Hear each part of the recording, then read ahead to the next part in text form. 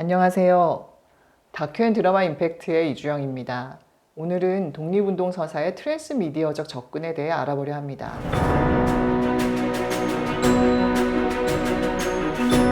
독립운동가들 이야기는 대부분 신화적입니다. 나라를 되찾기 위해 자신과 가족을 희생한 처절한 삶이 대두됩니다. 위인전기가 그러하듯 공적만 가득하죠. 국가가 정해놓은 방향성에 맞추어 윤색된 경우도 많습니다. 그러나 그들도 인간입니다. 나라가 주권을 잃고 헤매던 수십 년간 독립운동가들도 수많은 시행착오를 거치며 성장하고 좌절했습니다.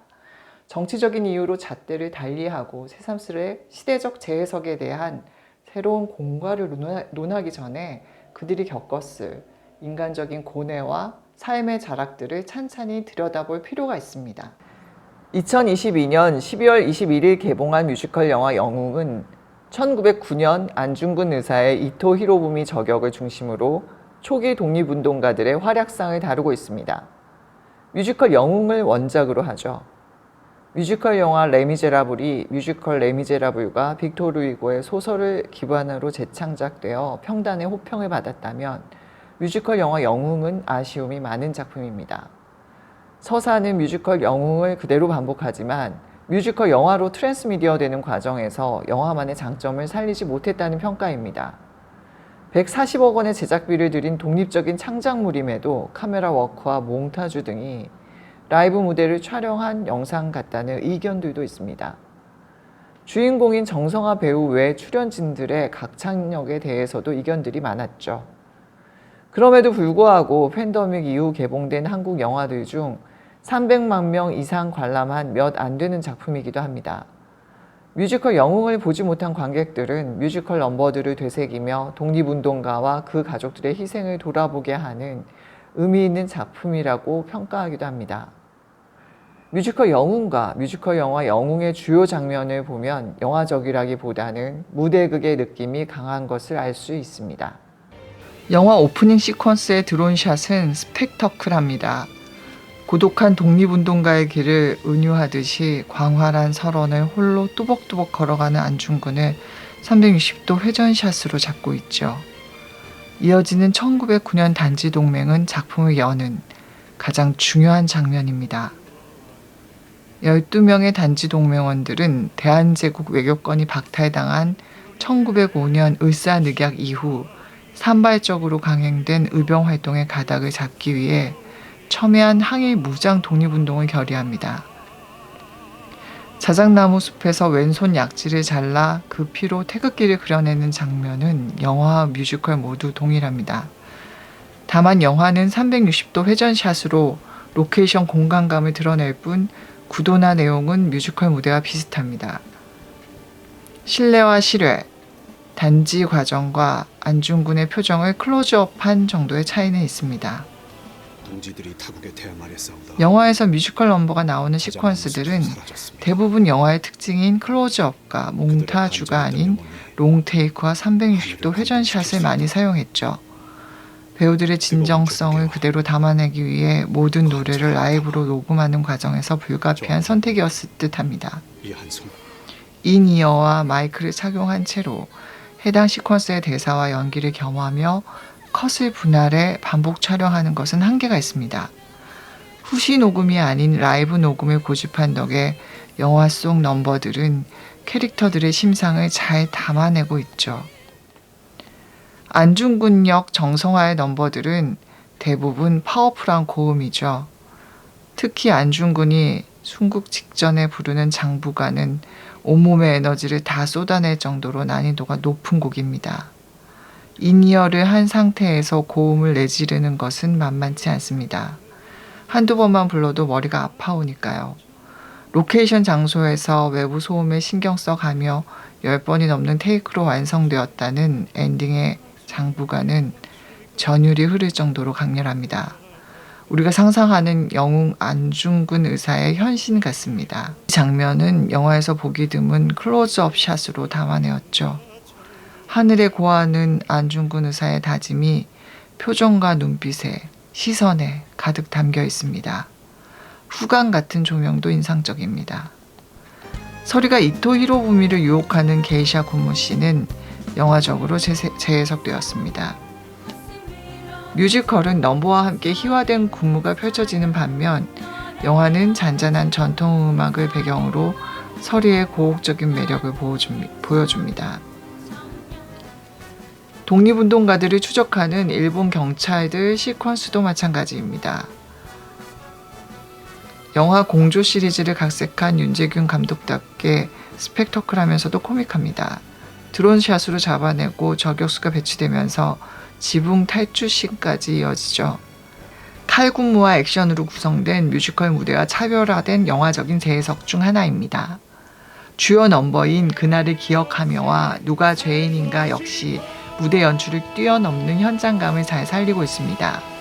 특히 그날을 기억하면은 마치 영화 레미제라블의 One Day More가 연상될 정도로 독립운동가들의 마음과 이를 응원하는 민중들의 마음이 드러나는 감동적인 시퀀스죠. 이 장면을 위해 수십 명의 뮤지컬 배우들과 수백 명의 일반 엑스트라들이 동원되어 박자를 맞추는 연습을 했다고 합니다. 모두가 공감하는 대표적인 사이다 넘버는 바로 누가 죄인인가입니다. 뮤지컬 무대 버전에서도 가장 많은 박수와 울분이 터져나오는 넘버이죠. 재판정 밖에서 결과를 기다리는 가족들과 민중들의 컷이 몽타주되면서 영화적인 재해석으로 거듭났죠. 다만 뮤지컬 무대 버전은 다양한 외신 기자들의 취재 열기를 담아내어 안중근 의사의 이토 히로부미 저격이 국제적인 이슈로 거듭났음을 강조했다는 차이가 있습니다.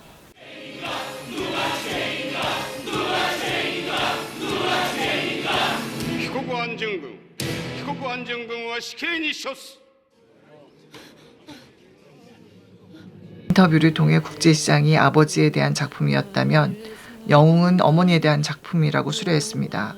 나문희가 열연한 조마리아 여사의 넘버 사랑하는 내 아들 도마는 단 한 씬만으로도 참았던 눈물을 쏟아내게 합니다.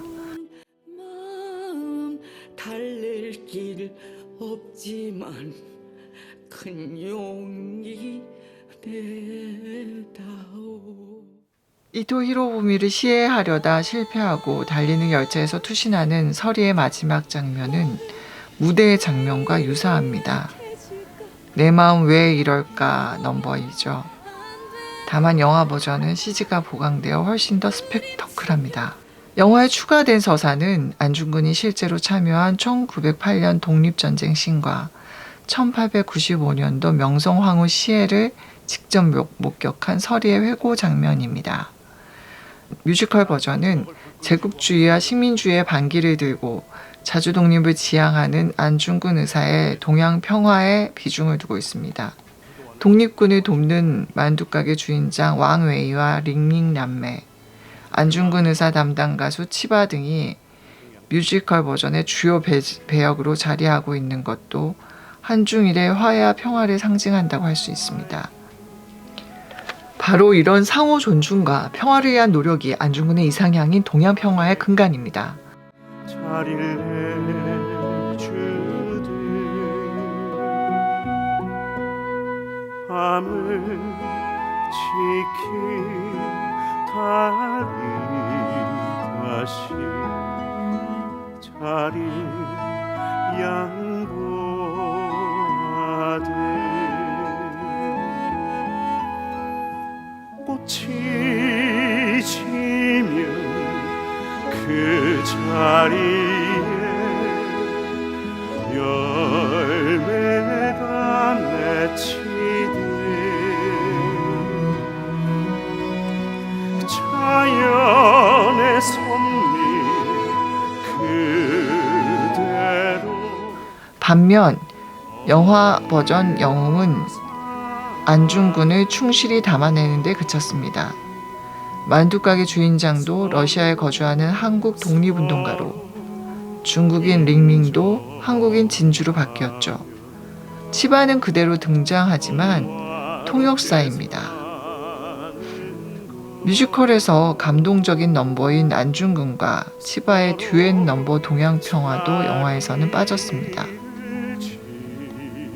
그러다 보니 안중근의 세계관과 철학이 축소되어 보입니다.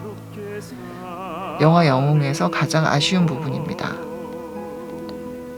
하지만 한편으로 안중근의 아내와 자녀들이 등장하고 그들의 단란했던 모습들이 초반에 보여지고 구명운동 과정에서 좌절하는 아내의 모습이 담기면서 독립운동가와 그 가족들의 현실, 즉 영웅의 그림자가 부각되었다는 점에서는 의미 있는 작품이기도 합니다. 연극 준생과 음악극 안중근의 고백은 한국에서 가장 많이 본 뮤지컬 중 하나인 영웅의 스핀오프 작품을 방불케 합니다. 이토 히로부미를 저격한 대한민국 독립운동의 영웅 안중근 서사의 그늘을 집중해서 다루고 있습니다.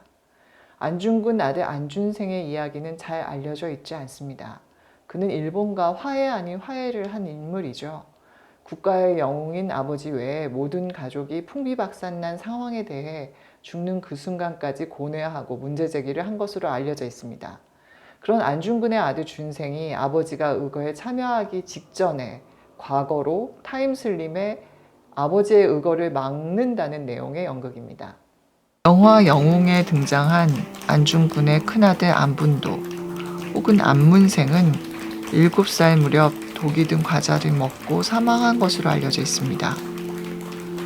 아버지가 순국하던 당시 3살이었던 둘째 아들 준생은 일제의 감시 속에 가족들과 망명생활을 하며 성인이 되었습니다.